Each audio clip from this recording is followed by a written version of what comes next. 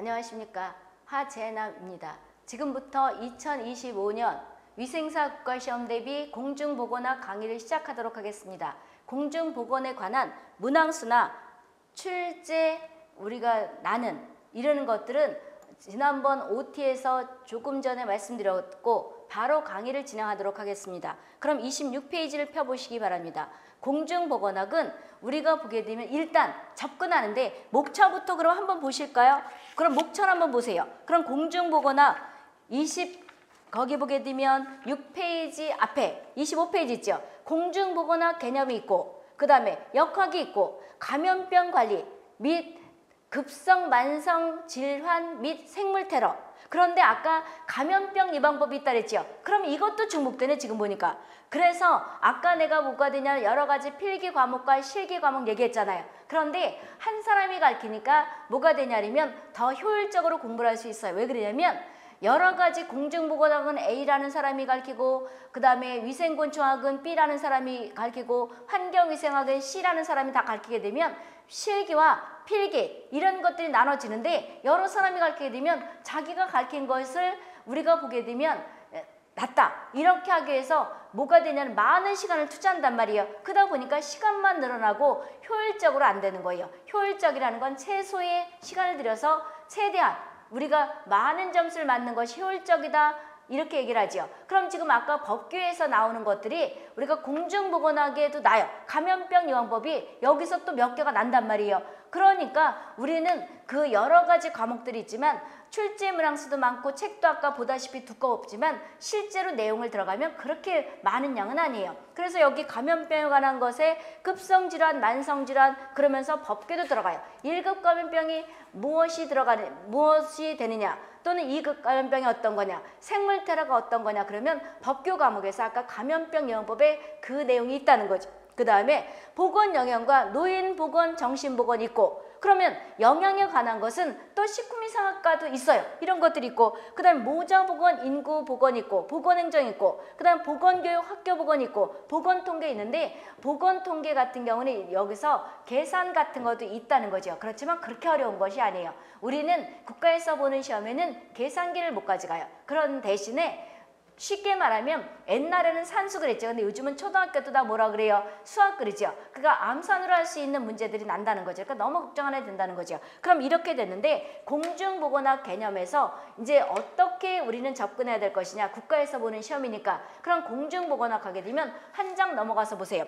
한 장 넘어가서 26페이지 보게 되면 공중보건학 과목이나 우리가 이런 것은 공중이라는 건 여러 사람이 모이는 거죠. 그러면 우리가 쉽게 목욕탕을 가봤는지 모르지만 1인이 들어가는 것을 독탕 그리고 그 다음에 여럿이 들어가는 걸 뭐라 그래요? 공중목욕탕 그러죠. 그것처럼 여럿이 모여 있는 건데 공중보건학이라는 것은 이따가 뭐 단위가 지역사회 전체 줌이다 이런 말 할 텐데 일단 답 접근은 어떻게 하는 거냐면 여러 사람을 기준으로 해서 포커스를 맞추는 거예요. 예를 들어서 그러니까 답을 찍을 때 공중보건학에서 나는 질병 같은 것들을 이제 예를 들어보자고요.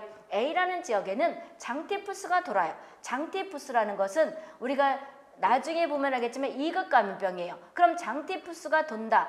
우리가 전염을 시키는 질병이 코로나 들어봤죠? 2019년부터 우리가 보기에 최근까지 코로나 돌았잖아요. 이렇게 남한테 옮겨지는 질환을 전염병 그러죠. 그런데 이것이 아까 감염병 예방법 이 말을 법규에 있었잖아요. 그러면 감염이 된다는 건 남한테 옮겨진다 이렇게 보면 되겠는데 더 자세한 것은 공중보건 거기 감염병 예방법 파트가 할 건데 감염병이라는 것은 균해에서 증상이 나타나는 거예요. 균해에서 증상이 나타나는데 남한테 옮기는 전염병도 있고 균해에서 증상이 나타나지만 다른 사람한테 전염이 안 되는 것도 있어요. 그러면 균해에서 남한테 옮겨지는 대표적인 질환이 창티푸스라든지 파라티푸스라든지 코로나라든지 그 다음에 뭐 우리가 보게 되면 여러 가지 질환들이 있겠지요. 그런데 우리가 균해에서 증상이 나타나지만 남한테 옮겨지지 않는 것이 일본내음 같은 거예요. 그럼 일본내음은 여기서도 나지만 공중보건학에서 나지만 또 위생곤충학에서 나요. 왜 그러냐면 거기에는 작은 빨간집 모기가 옮기는 것이 일명 영어로 말하면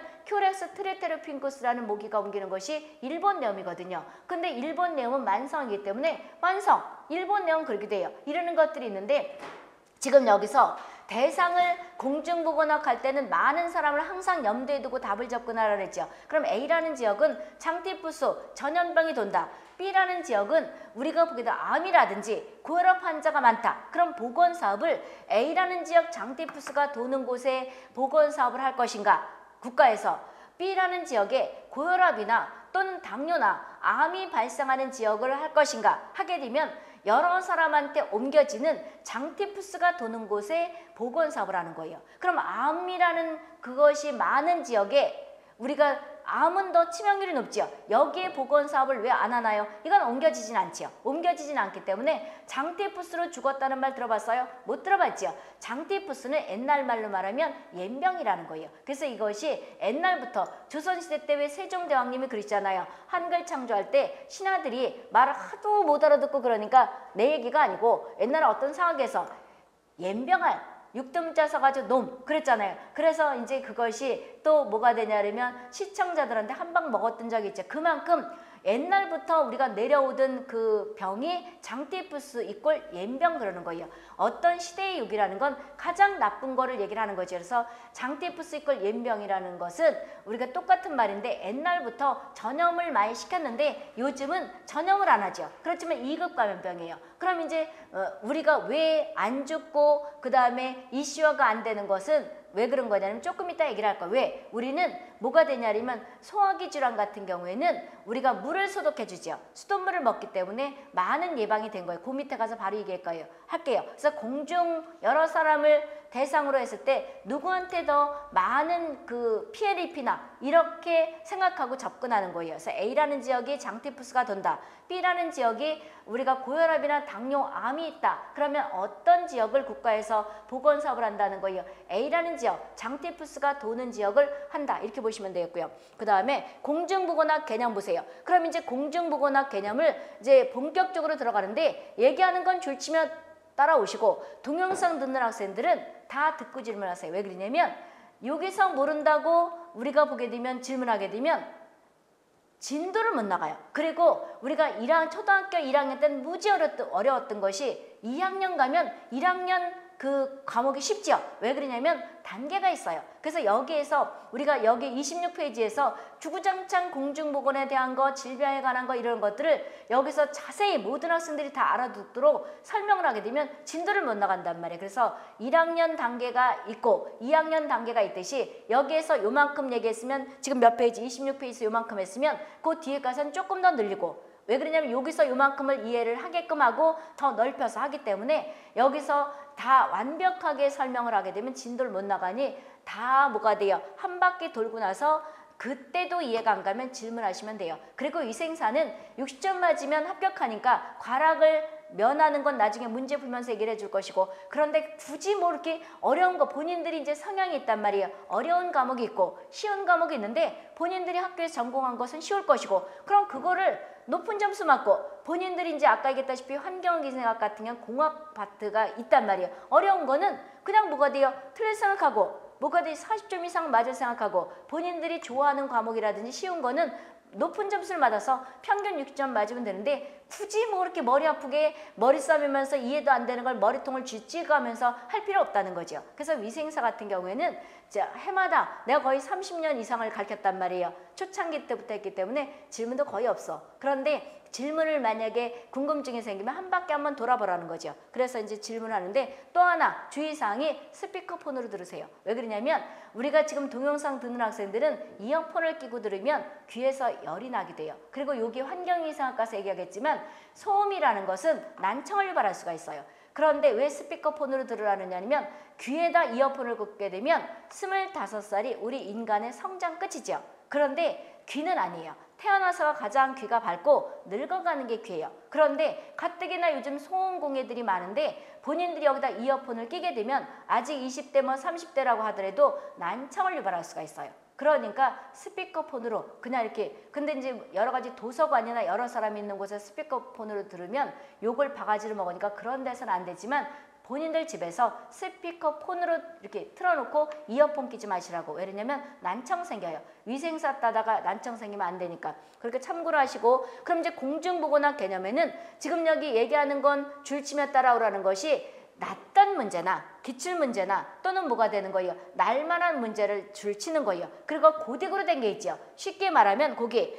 세계보건기구 월드 헬트 오르게니제이션을 약자로 WHO 그래요. WHO는 건강의 정의를 무엇이라고 얘기했느냐? 지금 두 번째 줄에 육체적, 정신적, 사회적 중요 표시해 두시고요. 육체적, 정신적, 사회적 이 세 가지가 완벽해야지만이 건강하다 이렇게 얘기를 한 거예요. 그러면 우리가 보게 되면 여기에서 우리가 WHO라는 건 언제 발족됐냐 그러면 1948년에 발족을 했어요. 몇 월 며칠 날? 4월 7일 날.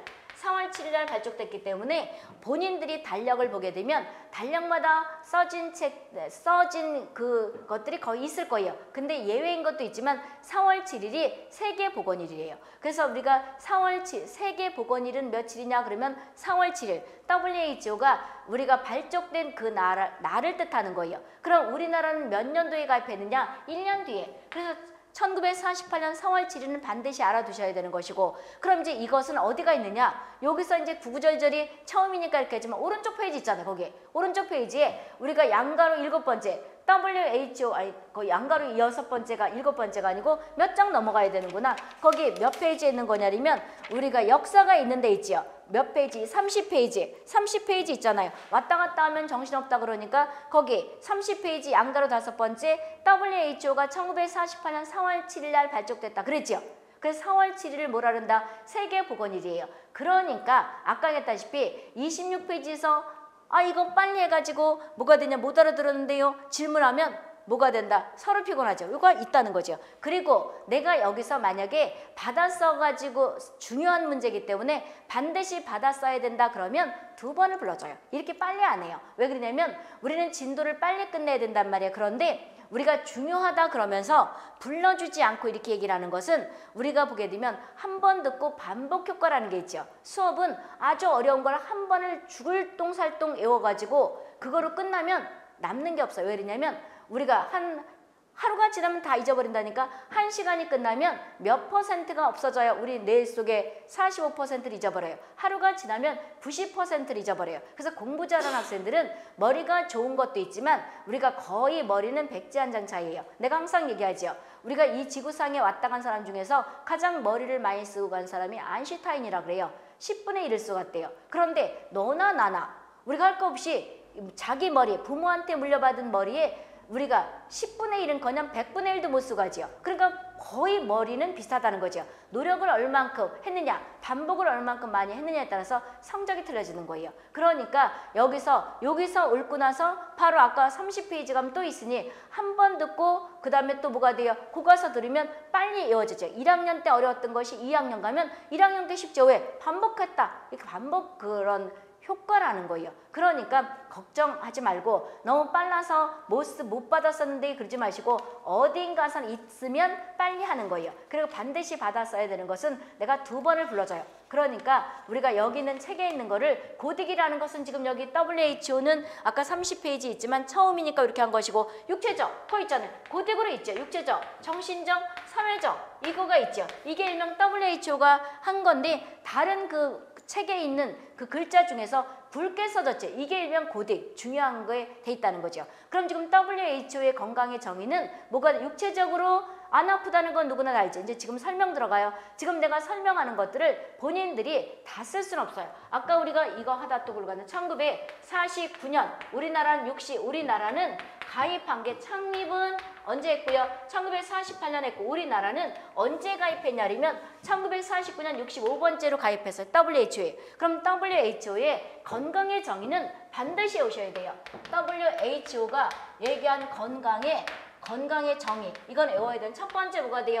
육체 이꼴 신체죠. 신체가 안 아프다는 건 누구나 알죠. 여기다 왜 썼냐면 이따 윈슬러 교수가 얘기한 공중보건학 정의와 그 다음에 우리가 보게 되면 공중보건학의 3대 인자를 외울 때 이것과 연결시키려고 써주는 거예요. 그럼 육체적으로 이꼴 신체적으로 안 아프다는 건 누구나 알죠. 그 다음에 두 번째 이것만 안 아프면 건강하다는 게 아니에요. 옛날에는 그랬는데 지금은 뭐가 돼요? 아까 우리가 1948년 4월 7일 날 발족됐으니까 20세기죠. WHO는 언제 발족된 거예요? 20세기죠. 1948년이니까 20세기 그런 거죠. 그럼 우리는 지금 2025년에 사니까 몇 세기예요? 21세기에 살고 있는 거죠. 그럼 우리가 WHO는 건강의 정의를 육체적으로, 정신적으로, 우리가 사회적 이 세 가지를 얘기했죠. 그래서 육체는 신체, 이꼴 뭐라 그래? 육체 이것이고, 그 다음에 정신은 심신이죠. 이거고, 네 번째 뭐가 아니 세 번째 사회적으로, 세 번째 뭐가 돼요? 사회적으로 완전하게 안녕해야 된다는 거죠. 이걸 이제 지금부터 설명할 건데,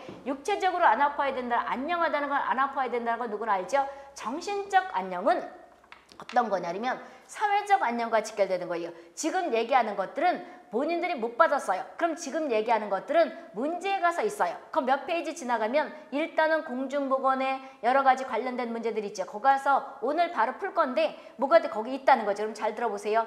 정신적 안녕과 사회적 안녕은 연결된다는 건데 무슨 뜻이냐면 본인들이 우리가 보게 되면 여러 가지 뉴스를 보다 보게 되면 사진은 멀쩡해요. 팔다리는 멀쩡한데 남 찌르고 도둑질하고 그 다음에 사회에 악으로 노는 사람들 있죠. 이 사람들은 건강한 거예요? 안 건강한 거예요. 왜? 정신이 올바로 베끼지 않았기 때문에 사회에 악이 되는 거죠. 그래서 우리가 보게 되면 근데 육체는 뭐가 되는 거예요? 다른 사람보다 불편하지만 정신이 올바로 베겨가지고 남을 도와주죠. 이렇게. 왜? 다리가 또는 손이 불편한데 다리가 불편한데 뭐 나보다 불편한 사람들을 손으로 도와주고 이런 사람들은 육체적으로는 장애가 있지만 정신을 올바로 베겨서 사회적으로 보탬이 되는 일을 하죠. 그럼 사회적 안녕이라는 것은 정신적 안녕과 직결되는데 사회적 안녕은 각자의 위치에서 각자의 신분에 맞게 일을 한다는 거예요. 학생이면 학생답게 위생사 등록을 했으면 우리가 합격하기 위해서 합격은 왜 하려고 그러는 거예요? 본인들이 장래에 이걸 가지고 뭐가 되냐 좋은데 직장을 잡기 위해서 하는 거죠. 그럼 이제 등록을 했다면 반드시 이번 2025년에 합격을 해야 되겠죠. 그럼 열심히 해야 되는 거잖아요. 그러면 열심히 해서 합격을 하면 좋은 직장 다녀서 월급을 타면 본인도 좋고 엄마도 좋고 사회에도 세금을 내니까 국가에도 득이 되는 거죠. 그랬는데 공부는 안 하고 매일 빈둥빈둥 놀고 엄마한테 돈만 받았어. 그러면 사회에 보탬이 돼요? 아니라는 거죠. 그래서 우리가 어느 국가가 잘 산다 이것은 개인이 우리가 잘 살고 개인이 잘 살면 그 집안이 뭐가 돼요? 부흥하죠. 그 다음에 사회가 커지는 거죠. 그 다음에 국가도 잘 사는 거죠. 그래서 우리가 보게 되면 결과적으로 본인의 위치에서 본인의 신분에 맞게 우리가 뭐가 돼요? 열심히 일을 하다 보게 되면 사회에 보탬이 되는 것이고 그 다음에 이게 만약에 없다면 우리가 이제 사회적 안녕이라는 건 내가 위치에서 그러니까 학생이면 학생답게 그 다음에 선생이면 선생답게 주부면 주부답게 각자의 위치에서 각자의 신분에 맞게 일을 열심히 하는 거 이게 답이 될 수가 있고 그게 없으면 사회에 보탬이 되는 사람이 된다는 거죠. 왜? 열심히 일을 하다 보게 되면 월급 받으니까 뭐가 되는 거예요? 세금 내죠. 그럼 사회에 보탬이 되는 거죠. 매일 빈둥빈둥 놀면서 우리가 보게 되면 기초생활수급권자가 돼서 기초생활수급권자가 다 나쁘다는 게 아니고 어쩔 수 없이 우리가 장애를 가지고 태어났다든지 또는 뭐가 되는 거예요. 사고로 일을 할 수 없는 그런 신체가 됐다면 도와줘야 되는 거예요. 근데 사지가 멀쩡하면서 매일 나쁜 짓 하면서 그 다음에 젊었을 땐 빈둥빈둥 매미처럼 놀다가 나중에 뭐가 되는 거예요? 기초생활수급권자가 돼서 한다. 그럼 뭐가 돼? 남한테 쉽게 말하면 도움을 받고 사는 거죠. 그러면 우리가 사회에 보탬이 된다는 건 열심히 일하다 보게 되면 세금도 내고 그 다음에 남을 돕고 이것이 일명 뭐가 돼요? 사회적 안녕이다. 그럼 이것은 정신과 직결되기 때문에 우리가 이 연결된다는 건 정신이라는 건 또 뭐라 그래요?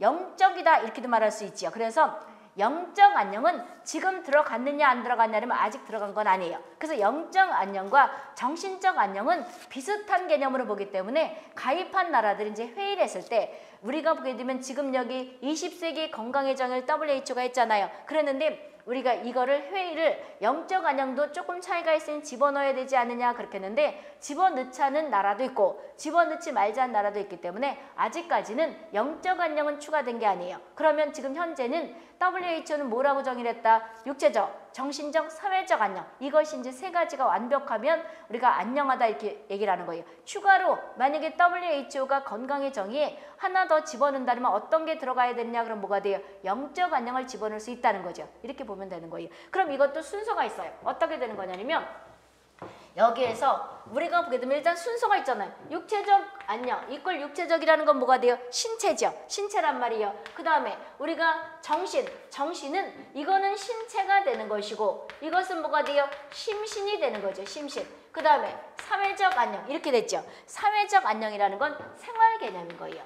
내가 그랬잖아. 아까 내가 열심히 공부를 해서 위생사 따서 본인들이 원하는 직장을 갖게 되면 월급이 나오잖아요. 그럼 내 스스로 독립해서 생활할 수 있는 거죠. 그래서 사회적 안녕과 우리가 보게 되면 이것이 우리가 사회의 보탬이 되는 거 또는 각자의 위치에서 각자의 신분에 맞게 일하는 거 이것이 답이 될 수 있는데 순서로 말한다면 일단 뭐가 돼요? 육체의 개념이 있고 그 다음에 정신 이꼴 심신이 있고 그 다음에 사회적 안녕 이꼴 생활 개념인데 현재는 뭐가 된다? 우리가 이거를 순서로 보면 이게 19세기예요. 19세기고 그 다음에 이거는 육체적 안녕은 19세기 전이고 그 다음에 이거는 뭐가 돼요? 20세기. 그래서 순서는 육체적, 정신적, 사회적 안녕 그 다음에 우리가 현재 21세기죠. 그럼 21세기는 육체적 안녕을 우리가 주로 하느냐 사회적 안녕이냐 그러면 개념을 뭐라 그러는 거예요? 사회적 안녕이다. 이꼴 생활 개념이다 이거예요. 이따가 문제에 가면 거기다 해설이 있어요. 그러니까 순서도 이렇게 된다는 거 알아두시고 1948년 4월 7일에 발족됐는데 4월 7일 뭐라 그런다고요? 세계보건일이다. 오늘 달력보세요. 왜 그러면 백문이 불여일견이라고 한번 보면 더 생각나는 거죠. 그럼 이제 외웠고요. 그런 다음에 거기 밑에 보게 되면 공중보건학 정의는 우리가 첫 번째 대상이 누가 되느냐? 우리가 지역사회 전체 주민이에요. 그래서 아까 얘기했다시피 가족이 커지면 사회가 되고 사회가 커지면 집단을 얘기할 때 크게 나라가 되는 건데 공중보건은 여러 사람이라 그러는데 여러 사람이라는 건 한 명보단 두 명이고 두 명보단 세 명이 더 많은 거죠. 그런데 여기서는 지역사회 쉽게 말하면 여기 신길동 지역 영등포구 전체 주민 이렇게도 볼 수 있다는 거죠. 그래서 지역사회 전체 주민이 대상이에요. 중요 표시해 두시고 그러면 공중보건학의 대상은 누가 된다? 불우한 사람이다. 첫 번째, 일명 빈곤층이다. 공중보건 대상이 두 번째, 뭐가 되는 거냐면 지역사회 전체 주민이 된다. 그럼 누가 되는 거예요? 공중보건학의 대상은 지역사회 전체 주민이에요. 됐죠? 그러면 중요 표시했고 그 다음에 우리가 공중보건학은 치료가 목적이냐 예방이 목적이냐 그러면 그 옆에 예방이 목적이에요. 예방이 목적이라는 거죠. 중요 표시했죠. 그러면 공중보건학은 일단 뭐가 되는 거예요? 가장 하나만 찾아라면 대상이 지역사회 전체 주민이 되는 것이고 그 다음에 치료가 목적이냐 우리가 예방이 목적이냐면 예방이 목적이 된다는 거죠. 끊어보시고요. 그럼 공중보건학의 정의 에서 예방했죠? 끊어보라는 것은 이거예요. 이렇게 슬러시 칠하는 거죠. 그럼 공중보건 대상은 지역사회 전체 주민이고 그 다음에 뭐가 되는 거예요? 예방을 목적으로 한다 그랬죠. 그러는데 끊어보고 질병 예방, 건강 증진, 생명 연장 이것이 공중보건학의 3대 요소예요. 그러면 양가로 첫 번째와 양가로 네 번째 있죠. 공중보건학과 임상의학 차이가 있잖아요. 그럼 내가 지금 여기 양가로 1번을 우리가 보게 되면 대상이 누구냐? 지역사회 전체 주민이다. 그 다음에 목적은 무엇이냐? 예방이다. 그 다음에 끊고 나서 거기 보게 되면 공중보건학의 3대 요소가 무엇이냐? 질병 예방, 건강 증진, 수명 연장. 수명이나 생명은 똑같은 거죠. 이렇게 연결시킨 것이 일명 그 네 번째 박스예요. 그럼 이 박스를 반드시 다 외워야 되는데 그 박스 네 번째를 한번 봐보세요. 보고 나서 내가 여기다 설명해 줄 테니까 보세요. 첫 번째 네 번째 공중보건학과 임상의학 차이는 임상의학이라는 걸 쉽게 말하면 병원 가는 거라고 생각하면 돼요. 그럼 이제 내가 어디다가 중요 표시를 하나 포커스를 맞추나 잘 봐보세요. 공중보건학과 임상의학 차이는 공중보건 대상은 지역사회 전체 주민이에요. 중요 표시해 두시고 그런데 임상의학은 환자예요. 그럼 임상의학이라는 건 쉽게 의학이다. 병원 가는 거라고 생각하면 돼요. 그럼 임상의학이라는 것에서는 목적이나 대상이나 진단을 중요 표시 안 할 거예요. 그럼 어디에만 중요 표시할 것이냐? 공중보건학에만 중요 표시를 할 거예요. 대상이든 그 다음에 우리가 목적이든 진단이든 그러면 임상의학은 왜 여기다 써놨느냐? 쓸데없이 이거는 비교를 하기 위해서 하는 거예요. 그럼 이제 공중보건 대상은 지역사회 전체 주민이고 임상의학 또는 의학, 병원 가는 것은 개인이 가지요. 개인이 아프면 쫄래쫄래 병원 가지. 때로 내가 아픈데 동네 사람 다 끌고 가진 않죠. 그렇죠? 그 다음에 우리가 목적 있지. 아까 공중보건은 양가로 첫 번째에서 예방이 목적이라 그랬죠. 그럼 하나 찾으면 예방인데 3대 요소 찾아라면 질병 예방. 그러면 다음에 두 번째 뭐가 돼요? 건강 증진. 그 다음에 세 번째 수명 연장인데 학교에서는 이거를 순서를 뒤집어 놨을 거예요. 근데 우리가 항상 올 때도 본인들이 아마 옆에서 봤을 거예요. 본인들이 어떤 학생은 자기랑 똑같이 공부를 시작했는데 어떤 애는 100점을 맞았어. 근데 나는 100점을 못 맞았어. 그 이유는 머리 차이 아니에요. 어떻게 이거를 본인들 머리에 집어넣느냐에 따라 틀려요. 학교에서 배울 때는 이렇게 책에 일반적으로 수록돼 있어요. 질병 예방, 수명 연장, 건강 증진 이렇게 하면 안 이어져요. 그러면 계단 내려가다가 잊어버려. 아까 얘기했다시피 1시간이 지나면 45% 잊어버리고 그 다음에 하루가 지나면 95% 잊어버리는데 잘하는 학생들은 반복해 주는 거예요. 하루가 지나기 전에. 그래서 잘하는 학생들을 가만히 보면 쉬는 시간에 잠깐 눈이라도 이렇게 보지요. 본인들이 수업 시간에 들었던 걸 본인이 이제 중요 피시하고 나서 잠깐 보고 논단 말이에요. 화장실 가든지. 이런 학생과 그 다음에 수업 시간에 들었던 걸 그냥 탁 닫고 생뚱생뚱 놀다가 신나게 놀다가 하루가 지나면 다 잊어버린다는 거죠. 그럼 지금 이것도 연상기법으로 외우는 걸 알려주려고 하는 거예요. 그러면 우리 공중보건학의 목적은 예방이지만 3대 인자 또는 3대 요소라는 것은 질병 예방, 건강 증진, 수명 연장 설명할 것이고 그 다음 병원은 왜 가는 거예요? 치료하러 가는 거죠. 치료하러 간단 말이에요. 그 다음에 우리가 진단 근거는 보건통계예요. 보건통계 중요 표시해 두시고 요소도 3요소도 다 중요 표시해 두시고 그럼 이거를 여기다 이제 그리면서 설명할 건데 왜 이거를 얘기하느냐? WHO도 그 책에 있는 걸 왜 썼느냐? 이거를 윈슬러 교수가 그 바로 밑에 있죠. 윈슬러 교수가 얘기한 공중보건 정의를 이 두 가지를 어차피 외워야 되거든요. 그럼 공중보건학과 뭐가 되는 거냐? 임상의학 차이는 우리가 보게 되면 있지만 여기에서 우리가 공중보건학을 하는 거죠. 임상의학 또는 의학은 외울 필요 없다는 거죠. 지금 뭐가 돼요? 대상이 누가 된다? 지역사회 전체 주민이 되는 거죠. 그렇죠?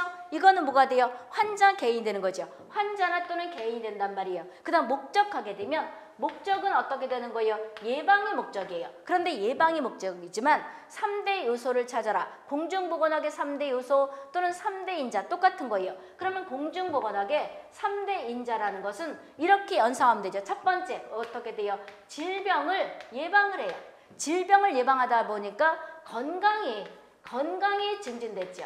건강이 증진되다 보니까 뭐가 돼요? 세 번째, 수명이 연장되는 거예요. 수명이 연장된다. 이꼴 생명이 연장된다. 이런 말을 연결시키는데 이렇게 외우면 되는데 이거를 그냥 외우면 안 외워져요. 그러면 이제 어떻게 예를 들 것이냐. 질병 예방에서 우리가 보게 되면 지금은 호흡기, 홍역으로 죽었다. 또는 100일에를 죽었다. 이런 말 들어봤어요? 못 들어봤죠. 왜 그러냐면 우리는 지난번에 코로나 때 봤지만 호흡기 질환들은 그 뒤에 가서 할 건데 우리가 잠복기 때 균이 나가요. 잠복기 때 균이 나간다는 건 잠복기는 무엇이냐? 균이 들어가 있지만 숨어 있을 때 균이 나가서 다른 사람한테 전염을 시킨다는 거예요. 따라서 우리가 호흡기 질환들은 예방접종을 철저히 하면 막을 수 있어요. 그럼 더 자세한 것은 그 뒤에 공중보건 질병 파트 가서 얘기할 건데 우리가 호흡기 질환은 왜 지금 100일에를 죽었다. 그 다음에 우리가 보게 되면 디프테리아로 죽은 사람도 뉴스가 안 되고 이러는 것들은 다 누구나 뭐가 돼요. 태어나면서 2개월, 4개월, 6개월에 디프테리아, 100일의 파상풍 이런 예방접종을 하고 그 다음에 국가에서 우리가 보게 되면 예방접종을 권장했기 때문에 다 누구나 예방접종을 해서 면역이 돼 있어서 질병이 유행을 안 하는 거예요. 그러면 우리가 호흡기 질환들은 우리가 상당히 중요한 말인데 뒤에가 자세히 할 것인데 예방접종을 함으로 인해서 전 국민들이 호흡기에 우리가 감염이 되지 않는다는 거죠. 그 다음에 아까 장티푸스 같은 것들은 왜 이슈화가 안 되는 거예요? 이슈화가 왜 안 되는 거냐면 소화기 질환들은 물과 관계돼요. 우리 인간은 65% 이상이 물이거든요. 그랬는데 지금 본인들이 봤을 때 똥 푸는 화장실이 있어요? 없어요? 없어요. 그럼 소화기는 어떻게 해서 막았느냐? 화장실을 다 수세식으로 바꿨죠. 그러면 파리가 무엇을 좋아해요?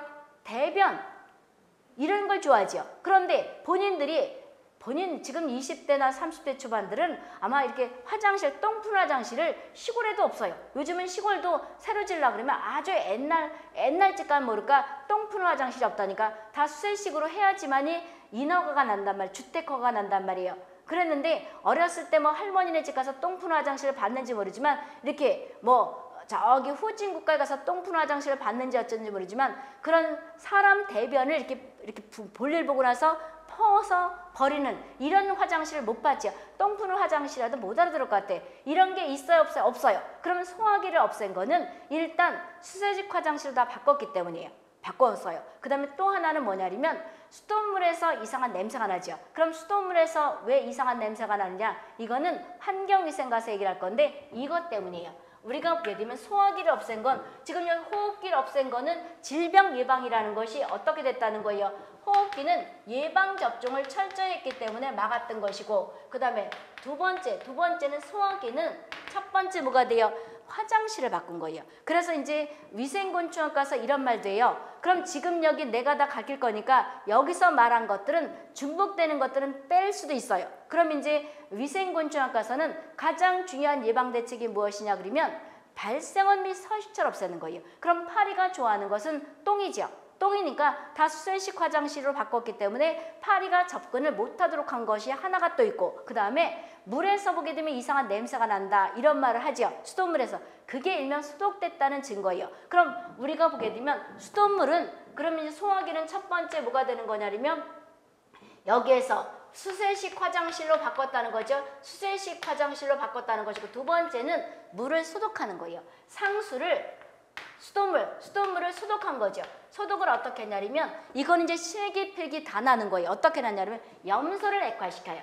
Cl2가 염소 우리가 분자식이죠. 그랬는데 이거를 가스인데 가스를 집어넣는 것이 아니고 0도씨 사기압으로 액화시켜요. 액화시키면 액화를 시켜서 물에다 집어넣어요. 그럼 Cl2라는 것은 염소 가스다 이럴 것이 아니고 염소를 액화시켜서 물에다 집어넣어요. 그럼 물에다 집어넣으면 물 분자가 뭐가 돼요? H2O죠. H2O란 말이에요. H2O인데 환경위생학과서 이 반응식이나 이런 화학기호들 다 아셔야 돼요. 그럼 물에 집어넣게 되면 어떻게 되는 거냐면 HOCl이 돼요. HOCl. 이것이 일명 유리잔염소가 되는데 이게 소독을 하는 거예요. 이게 소독이 되는 거라고. 그 다음에 우리가 여기서 보게 되면 H+. 이제 이게 반응을 하잖아요. 화학기호, 화살표 전과 후.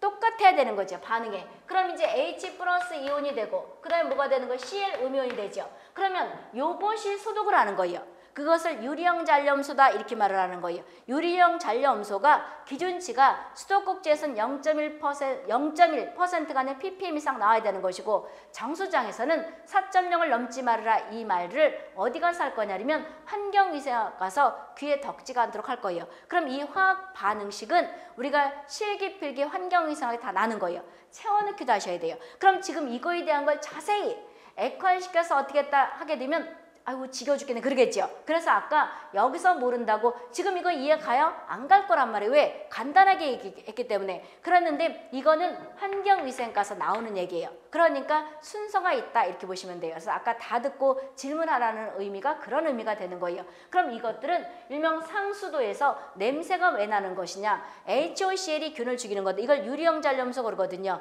이거를 차아염소산 이꼴 유리형 잔염소 그러는 거예요. 그런데 이것이 균을 죽인다는 거죠. 그랬는데 왜 냄새가 나는 거냐면 아까 우리나라는 수도관이 다 터졌어요. 터져서 누수가 된다 이런 말 하죠. 그렇기 때문에 잔류성 있는 염소 소독을 하는데 요것이 염소 이온이 수도꼭지 탁 들면 유리형 잔염소가 0.1 이상 ppm 나와야 되는데 그러니까 요것들이 이제 이런 것들이 물속에 있다는 거죠. 요 Cl2가 바로 수도꼭지 들면 역반응을 해서 쉽게 말하면 Cl2 그 냄새가 난다는 거예요. 그럼 수돗물에서 이상한 냄새가 난다는 건 본인들은 아 이거는 균이 죽은 증거구나 이렇게 생각하면 된다는 거죠. 그래서 이런 물 상수 본인들이 저 한강물을 먹거나 아니면 개천물을 먹지는 않지요. 그러니까 소독된 수돗물을 먹죠. 그러니까 소화기가 예방된 거예요. 그래서 옛날에 임금들은 뭐가 돼요? 40전에 죽었다. 그래서 옛날에는 환갑잔치를 61세 우리가 보게 되면 이걸 만으로 60세가 되면 부모님이 우리가 오래 살아 주셔서 고맙다고 잔치를 했잖아요. 환일자 잔치를 했는데 요즘 뭐가 돼요? 60세에 61세 만으로 60이고 우리나라 옛날 이제 작년부터 이제 다 우린 만으로 하죠. 그랬는데 60세가 돼서 환갑잔치 한다면 욕 바가지를 먹지. 바빠 죽겠는데 무슨 환갑잔치 오라느냐. 왜? 우리나라는 평균 수명이 남자는 79세, 여자는 82 2점 몇 세가 돼서 평균 한 80세가 되거든요. 그러니까 뭐가 되냐면 그것이 어떻게 되냐면 질병을 예방하다 보니까 건강이 증진되는 거예요. 골고루 다 죽지요. 앞에서 그랬잖아요. 세종대왕님이 오죽 그때 장티푸스가 유행을 했으면, 그러니까 장티푸스는 열이 펄펄 나는 질병이에요. 그런 욕을 했다는 거잖아요. 그만큼 유행을 하는 질병이 옛날 조선시대 때 이랬다는데, 지금은 장티푸스 유행한다는 거 들어봤어요? 못 들어봤어요. 그럼 우리나라에서 장티푸스가 없느냐? 있어요. 질병관리청에 들어가면 있는데 유행을 안 해요. 왜? 수돗물을 다 먹고 그 다음에 항생제 치료가 가능하기 때문에 안 죽는다는 거죠. 그리고 잘 먹어서, 요즘은 비만과의 싸움이지 우리가 뭐가 돼 영양실조 걸린 사람도 있긴 있지만 많진 않잖아요. 그럼 똑같은 균이 노출됐더라도 우리가 건강한 사람과 그 다음에 약한 사람한테 갔을 때는 코로나 때 봤잖아요. 그래서 건강한 사람한테는 질병이 우리가 보게 되면 이렇게 현성이 되지는 않지요. 그런데 약한 사람들한테는 똑같은 균이 들어갔더라도 위험할 수 있다는 거죠. 그러니까 일명 질병을, 호흡기, 소화기를 예방하다 보니까 건강이 높아졌고, 그래서 요즘은 80은 평균 살잖아요. 그러다 보니까 수명 이꼴 생명이 연장됐다, 이렇게 연결시키면 되는 거죠. 근데 학교에 있는 책은 질병을 예방하고 수명이 연장되고, 수명 이꼴 생명이죠. 연장되고 우리가 보게 되면 건강이 증진됐다 그러면 헷갈리고 안 이어져요. 그러니까 연상기법으로 질병을 예방하는 거 어차피 이거 다 외워야 되니까 질병을 예방하는 게 예방접종 같은 거, 소화기, 우리가 수세식 화장실을 바꿨고 그 다음 물 소독해서 질병을 예방했지? 그 다음에 뭐가 돼요? 그러니까 누구나가 지금 위생 상태가 다 좋은 상태에 살다 보니까 건강이 증진됐지? 건강이 증진되니까 뭐가 돼요? 수명이 연장돼서 요즘은 고령 사회에 난리 치는 거다, 이렇게 생각하면 되는 거죠. 그 다음에 여기 목적은 뭐하러 가요? 치료하러 가는 거죠. 여기는 환자고 이렇다는 거죠. 그 다음에 진단 근거는 우리가 여기에 공중보건학은 보건통계를 가지고 해요. 그럼 보건통계라는 것은 아까 목차에서 봤듯이 보건통계는 여러 가지가 있어요. 영아 사망률이나 그 다음에 신생아 사망률이나 모성 사망률이나 또는 뭐 여러 가지 그 발생률이나 여러 가지가 있는데, 하나 찍어라면 뭘 찍는 거냐면 영아 사망률을 가지고 하는 거예요. 영아 사망률은 어떻게 되는 거냐면, 그러면 우리는 공중보건학 진단은 무엇을 가지고 하느냐? 보건통계예요. 그럼 보건통계는 거기 한 70몇 페이지 가면 여러 가지 종류들을 다 보건통계 그런데, 그 보건통계 중에서 하나를 찍어라면 영아 사망률을 하는 거예요. 왜 그러냐면 WHO가 가만히 보니까 어떤 나라가 선진국가에 들어가느냐 후진국가에 들어가느냐 이렇게 판단할 때 보게 되면 영아 사망률을 WHO의 각국마다 가입한 나라들은 거기다 보고를 하는 거예요. 근데 영아 사망률을 보니까 어떤 나라의 영아 사망률이 우리가 보게 되면 10명 이하가 되게 되면 그 나라는 선진국 대열에 섰다고 하는 거예요. 그럼 영아 사망률은 영아 사망률, 율과 이응, 이 차이가 아니고 나중에 통계 가서 얘기를 할 건데, 율과 니응, 그 다음에 리을 두 음법칙 써가지고 이응하는 똑같은 거예요. 영아 사망률은 분모가 뭐가 되는 거예요? 분모가 출생수예요. 출생수. 이거 거기 통계편에 가서 있어요. 출생수분의 영아 사망자 수예요. 영아 사망수가 된다는 거죠. 사망수가 된대. 그리고 이 옆에 쓰는 숫자는 상수라 그래요. 그럼 옆에 쓰는 상수는 이거를 100을 써도 되고 1000을 써도 되고, 그럼 일반적으로 여기다 100을 쓰면 뭐라 그래요? 퍼센트 이런 말 들어봤지요. 근데 100을 써도 되고 1000을 써도 되고 그러는데 영아 사망률은 항상 1000을 써요. 1000을 쓴다고. 그럼 영아 사망률이 아까 WHO가 보니까 상수 1000이 옆에 쓰는 숫자를 상수 그래요. 그럼 영아 사망률은 우리가 보게 되면 10명 이하로 죽었다, 이 뜻은 그 어떤 A라는 지역에 또는 A라는 국가의 출생자 수분의 영아 사망자 수, 근데 상수는 1000이다, 이 소리는 1000명, 예를 들어서 우리나라 영아 사망률은 항상 2.9명 정도 되거나, 또는 남자 아기 여자 아기 합쳐서 2.9명 정도 되거나, 또는 3.1명 정도 되거나 2.8명 정도 되거나 이거예요. 그러면 1000명당 통계청에 들어가면 다 있어요. 근데 이제 우리는 외울 필요가 없으니까 안 하는 것이고, 그럼 우리나라 영아 사망률은 해마다 조금 0.12 차이가 나는데, 어떤 애는 우리가 영아 사망률 우리나라 2.8이다 그러면 1000명당 2.8명이 죽었다, 이 소리예요. 그 다음 어떤 애는 3명이 죽었다 그러면 영아 사망률이 3명이다 그러면 1000명당 3명이다, 이 뜻이에요. 그러는데 WHO가 보니까 영아 사망률이 10명이 되면 선진국 대열에 섰다는 건 1000명당 10명 이하로 죽게 되면 그 나라는 선진국에 들어가더라는 거죠. 왜 그러냐면 본인들 할머니나 이런 사람들한테 들어봤을 거예요. 요즘은 임신하면 우리나라 뭐가 되냐면 저기 인구가 줄다 보니까 고령 사회가 되다 보니까 임신하면 어떻게 돼요? 2006년부터 뭐가 되는 거예요? 2006년부터 본격적으로 2009년이죠. 이때부터 뭐가 되냐? 임신하면 여왕 대접을 받지요. 그런데 본인들 할머니나 80대시거나 90대신 분들 할머니들은 아침에 아기 낳고 뭐라 그래요? 아침에 아기 낳고 점심때 시골에서 밥 뺐다 그러죠. 이게 산모 학대가 되는 거죠. 그런데 요즘은 하도 아기를 안 낳다 보니까 임신과 동시에 여왕 대접을 받는단 말이에요. 그만큼 뭐가 되냐면 선진국가 되게 되면 어떻게 되는 거냐면 잘 살게 되다 보니까 임신과 동시에 영양제도 먹고 그 다음 여러 가지 영양도 풍족하게 먹고 그 다음 병원 가서 뭐가 돼요? 우리가 나중에 거와서 보면 알겠지만 건강보험은 1989년에 전국민 의료보험이 됐단 말이에요. 그러니까 병원 가서 진찰하고 아기가 뭐 어떻게 잘못되나 안 되나 이런 것들 하지요. 그러다 보니까 뭐가 되는 거냐면 이게 못 사는 사람들이 이런 걸 해요? 안 하지요. 그러다 보니까 영아 사망률을 가지고 10명 이하가 죽은 그런 나라를 보니까 뭐가 되냐면 경제가 올라가고 경제가 올라가다 보니까 뭐가 돼요? 산모들도 위생을 또 생각하겠죠. 건강을 생각하겠죠. 그러다 보니까 여러 가지 산모들의 그러니까 모성 사망률도 줄어들고 경제 상태도 판단할 수 있다. 이렇게 결론을 내린 거예요. 따라서 우리가 WHO에 보고하는 것은 보건 통계가 여러 가지가 있지만 영아 사망률이에요. 그래서 이 영아 사망률을 가지고 그 나라가 선진국 대우를 섰는지 아니면 후진국가인지 이런 걸 알 수 있는 것이 이거는 모성의 건강도 알 수 있고 경제 상태도 알 수 있다는 거예요. 그래서 이거는 우리가 분모 분자도 반드시 알아두셔야 되고 상수도 알아둬야 되는데 여기에서 안 외워질 거예요. 저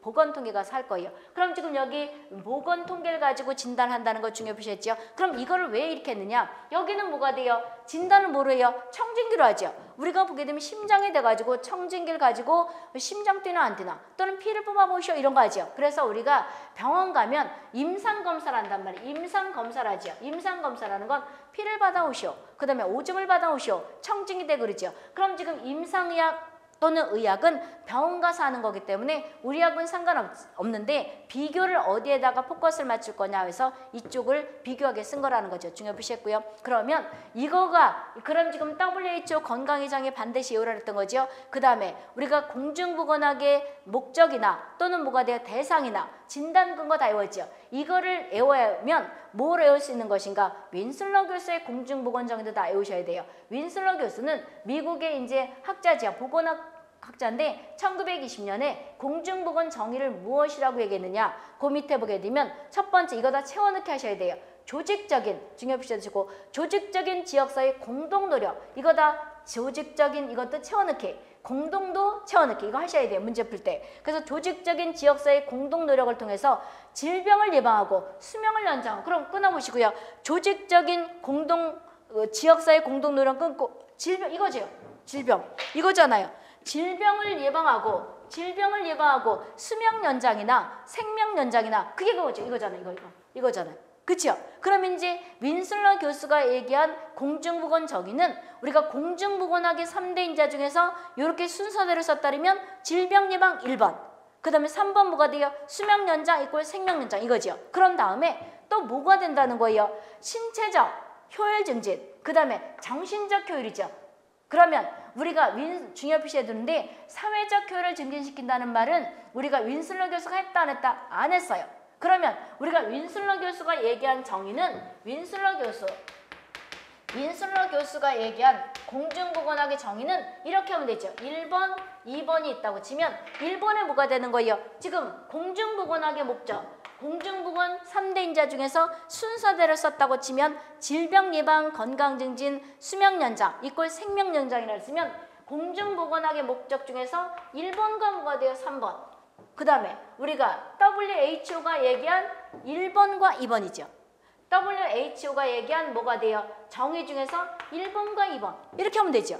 그래서 우리가 윈슬러 교수는 우리가 조직적인 공동으로 하라는 거죠. 그 조직적으로 우리가 지역사회에 공동으로 노력했을 때 뭐가 되는 질병을 예방하고 수명을 연장하고 그 다음에 또 뭐가 돼요? WHO가 얘기한 정의 중에서 육체적 이꼴 신체적 교육을 증진시키고 그 다음에 정신적 교육을 증진시키는데 조심해야 될 것이 사회적 교육이라는 거 있다 없다? 없다. 없다는 것도 잘 써놓으면 돼요. 거기다가 윈슬러 교수에서는 여기 보면 우리가 보게 되면 여기서 사회적 교육이 있다 없다? 없다. 왜 그러냐면 위생사는 문제은행식이에요. 문제은행식이라 거기 이제 문제를 쭉 입력해 놓고 나서 뺑뺑이 돌려 뽑는 거예요. 그럴 때 우리가 보게 되면 사회적 교육은 아니다 얘기했죠. 이것들이 이제 보기에서 있단 말이에요. 그러면 우리가 아니라는 것도 잘 써놓으면 답 찾기 쉽다니까 이렇게 놓고 그럼 이제 중요 표시했죠. 그런 다음에 공중보건 이거를 달성하기 위해서는 머리 아프게 올 것도 없이 우리 지금 하는 과목 다죠. 다란 말이에요. 첫 번째 환경위생학하죠.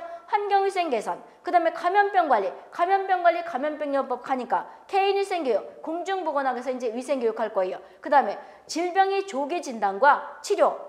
그 다음에 우리가 그런데 전문적인 치료는 아니에요. 그럼 공중보건학은 예방이라든지 웬 치료가 있느냐? 이때 치료는 일상적인 치료가 되는 거예요. 그러니까 전문적인 치료가 아니고 그래서 공중보건학에 들어가는 내용이 아닌 것 찾아라. 암치료 전문적인 건 아니지만 일상적인 질병은 치료하는 것이 어떨 땐 들어갈 수가 있어. 예를 들어서 이 뜻이에요. 다음 중 공중보건학의 정의가 아닌 걸 찾아라. 첫 번째. 예방이 목적이냐 치료가 목적이냐 이랬을 때 암 치료가 있다 그러면 그건 틀린 거예요. 근데 일상적인 질병 치료는 우리가 문제 풀만 하겠지만 들어갈 수 있다는 거. 첫 번째 일상적인 질병 치료, 그 다음에 두 번째 암 치료. 전문적인 암 치료하면 이때 전문적인 암 치료는 아니지만 일상적인 질병 치료는 될 수가 있다는 거예요. 문제 풀면 이제 알 것이고. 그런 다음에 다음 줄 우리가 보게 되면 치료를 위한 여러 가지 간호봉사라든지 조직화 모든 사람들의 건강 유지에 적합한 생활 수준을 우리가 보장받도록 노력해야 되는 것이 뭐가 된다? 윈슬러 교수의 공중보건정의라는 거죠. 따라서 WHO 공중보건정의 반드시 외워야 되는 것이고 그 다음에 공중보건학의 3대 인자 외워야 되는데 이 3대 인자를 외웠으면 윈슬러 교수의 공중보건정의를 안 외워도 되죠.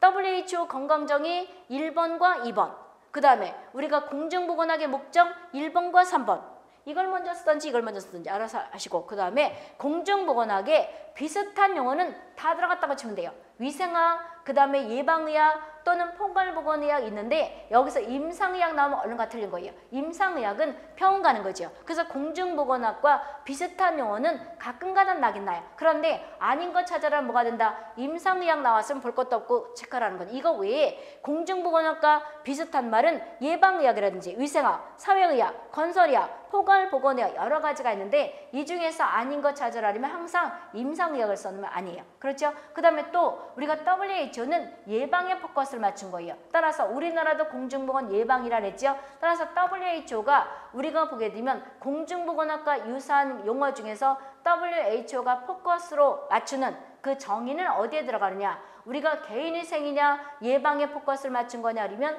맨 앞에 있는 예방이라는 거죠. 알 수 있겠어요? 그러면 공중보건 정의 그 다음에 WHO 우리가 건강의 정의 끝났고 10분 쉬었다 27페이지 양가로 5번째 지금 여기 첫 시간이라 조금 빠르다고 생각할 텐데 본인들이 그 동영상 할 때 본인들이 더 잘할 거예요. 여러 가지 우리가 천천히 하는 기능도 있고 빨리 하는 기능도 있다 그러더라고. 그래서 본인들이 내가 전공이 아니어서 우리가 좀 빠른 것 같다면 천천히 하는 기능으로 들으시고 그 다음에 우리가 나는 이거를 옛날에 다 들었기 때문에 빨리 듣겠다 그러면 배속도로 하는 기능이 있다 그러더라고. 그렇게 들으시고요. 10분 쉬었다 양가로 5번째를 할 테니 10분 쉬었다 오시기 바랍니다.